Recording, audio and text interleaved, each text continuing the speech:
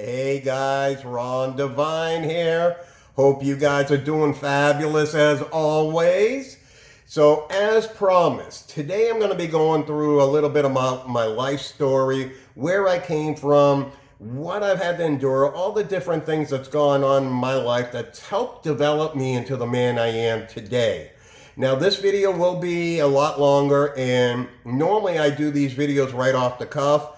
But today, because I wanted to make sure I kept on track, I actually have some notes. So if you see me looking down, that's what I'm doing.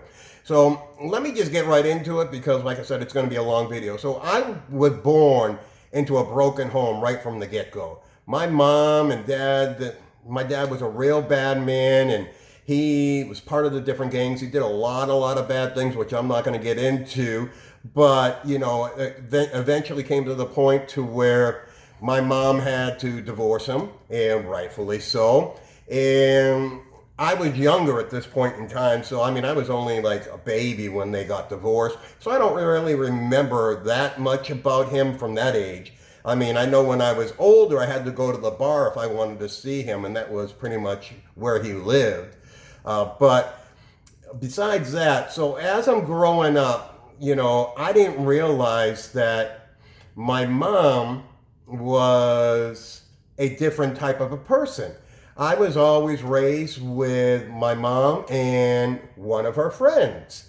And my mom always had a different friend until she met her lifelong friend, which is good. But, you know, back then, this wasn't mainstream media, you know. I mean, you didn't realize about this. I never even put it two and two together until I was out of high school, to be honest with you, because it was just normal for me. But, I mean, once again, it helped me to be able to look at people and not judge people for who they are or what they are. It's more about what can I do to help you become a better version of yourself than you are right now. But one of the partners that my mom had was a very mean-spirited person as well. My mom had this habit up until she met her lifelong partner of attracting people in her life that were very bad. And so this person did a lot of bad things to me. Actually, at one point in time, one of her partners actually tried to steal me. My mom caught her at the airport, you know, trying to get on a plane and take me away from her.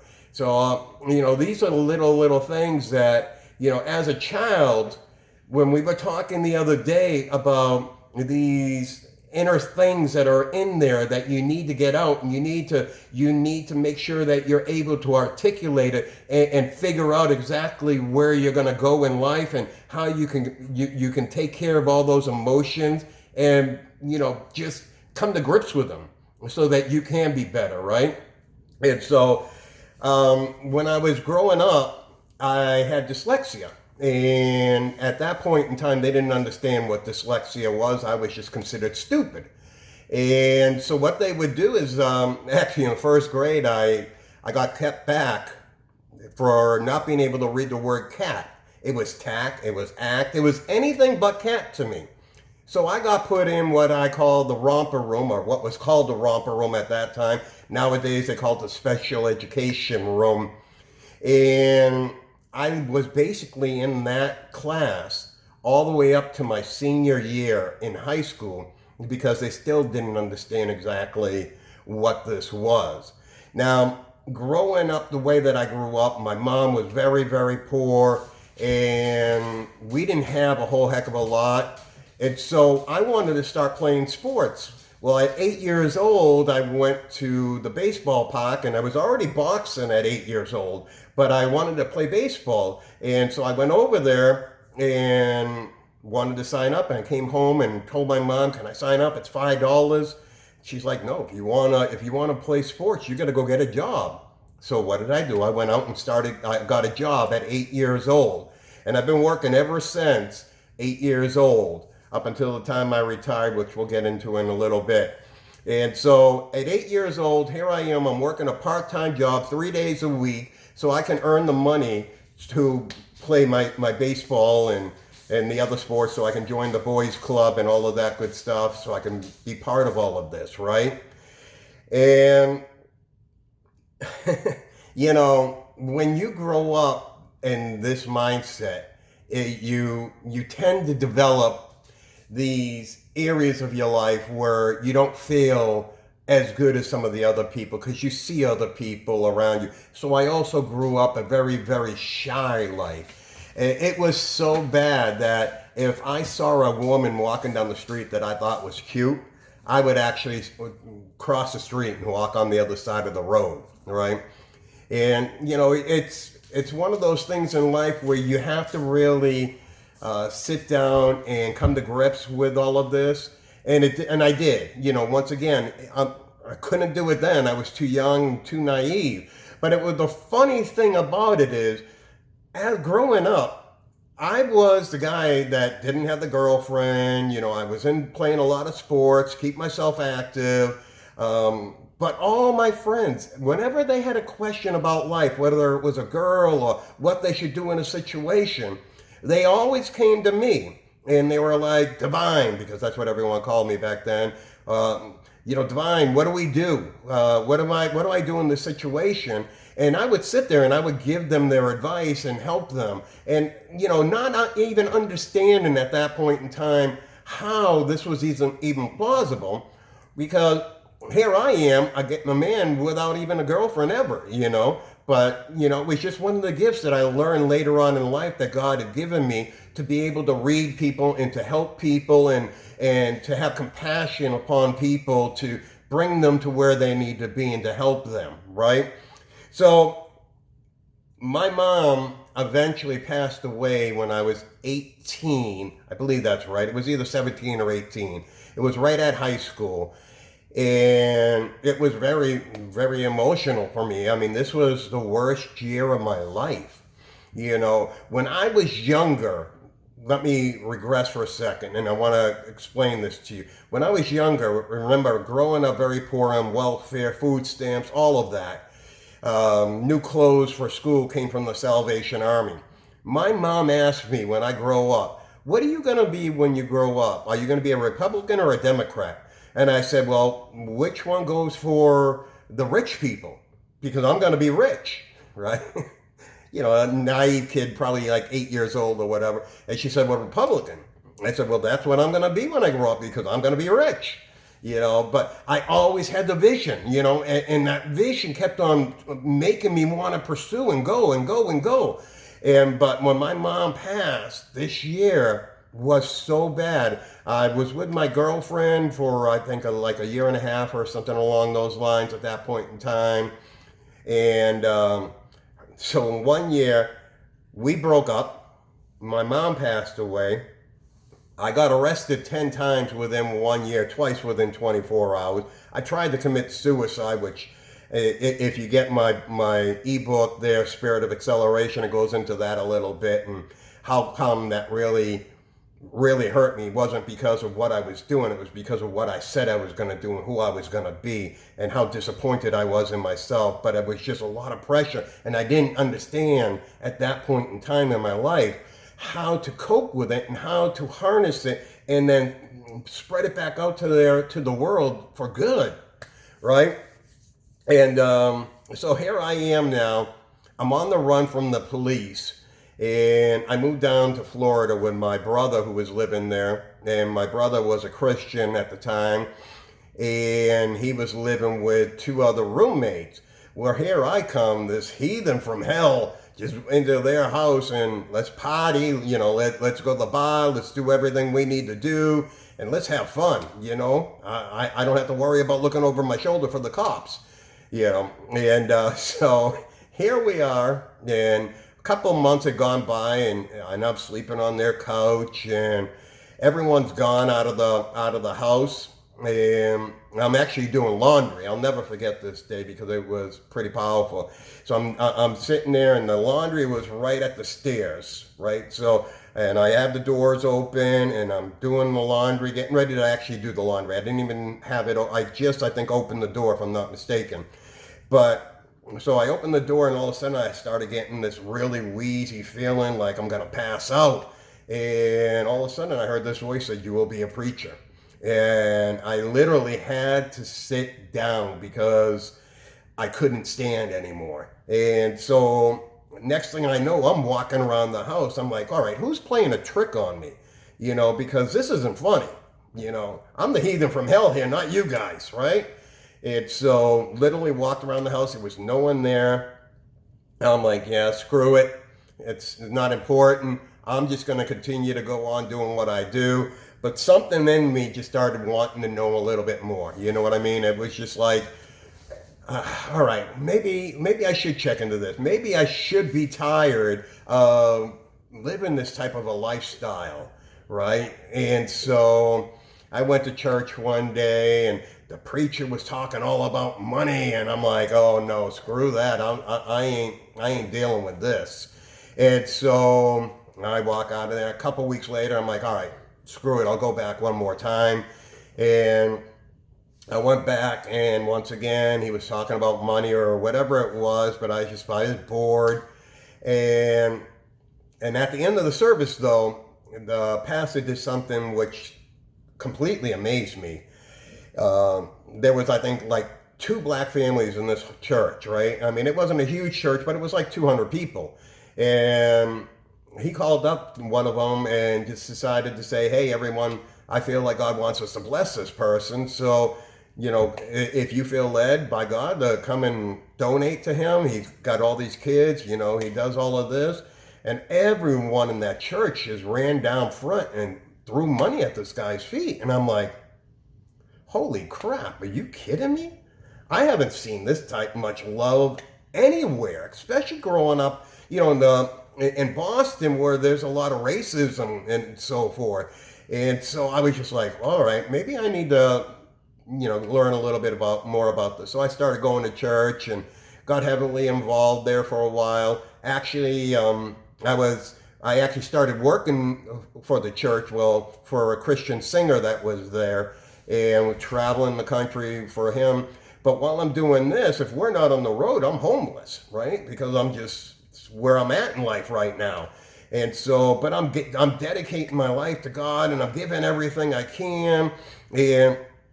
And here I am, when we get back for 2-3 weeks, I'm sleeping on people's floors, I'm sleeping on people's couches, I'm sleeping wherever I can, just because I'm like, all right, I know that I need to be here for this time.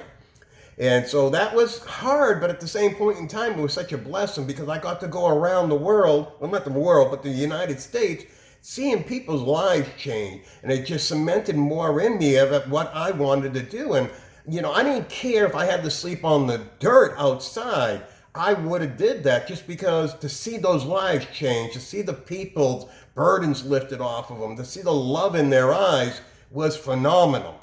And I eventually ended up moving to Oklahoma, and then down to Dallas, Texas from Florida. And there I went to Bible school for a year. And while I was in Bible school, I would go to the homeless shelters, and I would minister in the homeless shelters. I'd go to the prisons. I would minister in the prison. Why? Because that's where the people need you the most, right? It's not in the church per se, even though, believe me, they need you more now than ever. But it was just about seeing those people that were really broken, really hurting, to be able to come to grips and to see life in a different perspective. That was mind-boggling to me, and I absolutely loved it, and it made a huge impact on my life. But I'm also not a hypocrite, and so I knew I wasn't living completely up to par. So I just like, all right, if I'm not going to do this wholeheartedly, I got to go. And so I moved back up to Oklahoma. Well, I moved a couple of places before then, but then all of a sudden, here I am. I'm taking a trip down to Costa Rica. I meet my now ex-wife, and we end up getting married. So here I am. I come back from there, and excuse me, I'm figuring, all right, now let's get her a visa over here. I have a good job. I was the second fastest man in enterprise history to become a branch manager, and I'm like, all right, let's get her up here. And she can't come up. They won't give her the visa. Well, I'm like, screw this. I need to be with my wife. And so I dropped everything. I moved to Costa Rica with $3,500 in my pocket. That's it. not another thing except for the clothes on my back and whatever I brought down there with me. So while I'm there, I start looking for a job, finally get a job down there, get 2 jobs down there. I'm working 2 jobs. My son was born, and I'm like, oh crap, I really need to hustle and bustle. And that's when I actually got the second job, is when I found out my wife was pregnant with my son. And so here I am, I'm hustling and bustling, and I quickly climbed the ladder, become manager of the sales department, customer service department, teaching them how to do what I already know how to do. And then I got an offer to go to the Philippines to set up a call center over there and help these people, get their product off the ground. So I go over there for 6 months, do that, and come back to Costa Rica, and yeah. So when I got back from Costa Rica, things were a little bit wishy-washy between me and my ex, but at the end of the day, we were okay. Then my daughter was born, and I'm like, I'm paying $1,500 a month for my kids. Now, granted, I'm making more in a week at that point in time than I would make in months. I made more in a month down there than I would make in a whole year up here in the United States, because I started my own businesses, got those off the ground. I was doing a lot of real estate investing down there as well, buying houses, building houses, fixing houses. And then one year, I ended up losing $1 million in equity and so forth. And I'm like, ooh, I'm paying $1,500 a month down here. I mean, I'm doing well, don't get me wrong, but I can move back to the States. I can do my job. My people are in place down here, and I can do my job. So next thing you know, we're moving back to the States. And about a year and a half later, I guess, me and my ex-wife, we start going through issues, and we end up separating. And when that happens, I take the kids and I move over to South Carolina. And I had a good friend here that I went to Bible school with, and he welcomed us into his house until we were able to get ourselves off the ground. Now, mind you, at this point in time, I had already retired for 4 years. And I was ready to get a job anyways, because I was going batty, just sitting around the house, doing different things. And I'm just like, all right, so what do I need to do to actually get this all going? So I got over here, and next thing you know, I got a job with a great firm that does a lot of real estate investing, which I had done, and helped me to really start working with people. But one thing that out of all the things I've ever done, like if I go back to Costa Rica right now, my old employees still call me boss. Most of them actually have their own businesses now. Why? Because I didn't treat my managers as, oh, you're just a manager. No, what I did is I tried to train them for their life. So I wasn't just there trying to harp on them to do a better job for the business, although that's part of it. But I knew that if I made them better in life, that they would do better in my business, right? And so that's one thing I always tried to do throughout all of my jobs I ever had as manager. And I've been managing places since I was 18 years old, okay? And as screwed up as my life was, believe it or not, I was still in that type of a position. But guys, with all of this stuff going on, I was just like, God, man, I'm just comfortable. I'm comfortable. I don't need to go back in and really start working with people again. And he's like, no, you're going to do it. And hence the reason I actually started this, because I know that my gift to this world is, one, to be able to read people inside and out within a matter of a minute. 2 is to encourage them. 3, I've gone through everything I told you here and a lot more, guys. Believe me. So I've gone through almost every situation that you could ever face. I have knowledge that most people would never ever have, nor would they want. But once again, guys, I would not change my past ever, because it's helped develop me into the man I am today. And I would not be here being able to change the world one person at a time, helping people increase themselves financially, mentally, spiritually, emotionally. Any type of increase you have or need, I've done it. I have it, right? Because I've gone through it. Now, I'm not going to say I've gone through childbirth, because I haven't, but I've been there, right? But you get what I'm saying. I'm here to try to work with you guys. I know that if I can get to you and I can help your vision grow, if I can help weed all those things inside you out, if I can position you to take your life to the next level, then all it takes is one person. You know, if you look at whether you're biblical or not, that's irrelevant. I don't give a rat's ass, right? I'm not super spiritual. I believe in God with all my heart and life. But if you look at the certain principles, right? God set laws in motion, guys.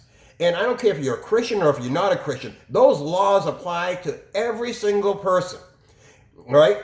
I don't care what you're going through in life. There's a way out of it. I don't care what you're going through in life as far as whether your life is good. There's a better life, right? You have so much potential to do more. And I want to help you get there. And I can weed through those little side parts of you that have been hindering you for years that you didn't even know were there, that were hindering you. So guys, please, let me know what I can do to help you guys. I'm not here to say, look at, I'm a multi-billionaire like some of these guys walking around having all these hoopla meetings. That's great. Believe me, it serves its purpose. But most of us need that personal touch. They need that one-on-one, that somebody that's going to kick them in the ass when they need a kick in the ass, that's going to love them when they need to be loved, that's going to help them through what they're going through. Someone who's going to understand. And that's what I'm here to do, guys. Anyway, as you can tell, I need something to drink, but I'm not going to stop this video until it's done. So anyways, guys, go like my YouTube, my Facebook, my Instagram. Let me know how I could be of service to you. I definitely appreciate you letting me be a part of your life and listening to my story. Let me help transform this world through you by giving you the spirit of increase. Guys, as always, make sure you create yourself a fabulous day.